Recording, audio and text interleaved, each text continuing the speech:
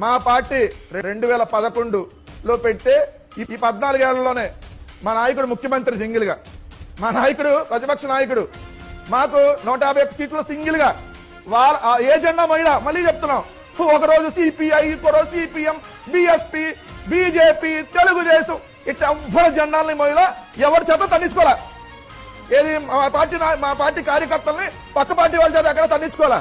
మళ్ళీ మీరు చెబుతున్నారు తెలుగుదేశం వాళ్ళు కుక్కలను కొడుతుంటే ఇప్పటికీ మళ్ళీ మీ నాయకుడు నోరెత్తి మాట్లాడు. అది మీ పార్టీ, మీ నాయకుడు నోరెత్తి తెలుగుదేశం వాళ్ళు మిమ్మల్ని జనసేన వాళ్ళు కుక్కలను కొట్టే దిక్కులు రాజకీయ పార్టీ నడుపుతున్నారా? మీరు రాజకీయ పార్టీ నడుపుతారా? ఎవడని చెప్తే నవ్వుతాడమ్మా. తెలుగుదేశం పార్టీకి బి పార్టీ మీది, మీరు కూడా మమ్మల్ని విమర్శిస్తే ఎట్లా? ఇప్పటి వరకు అమరావతిలో రాజధానికి చట్టబద్ధత లేదు.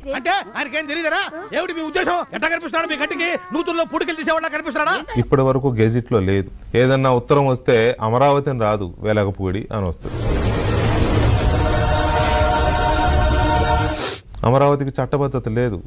హైదరాబాద్ అని వచ్చినట్టుగా, బెంగళూరు అని వచ్చినట్టుగా, చెన్నై అని వచ్చినట్టుగా, ముంబై అని వచ్చినట్టుగా, ఢిల్లీ అని వచ్చినట్టుగా అమరావతి లేదు.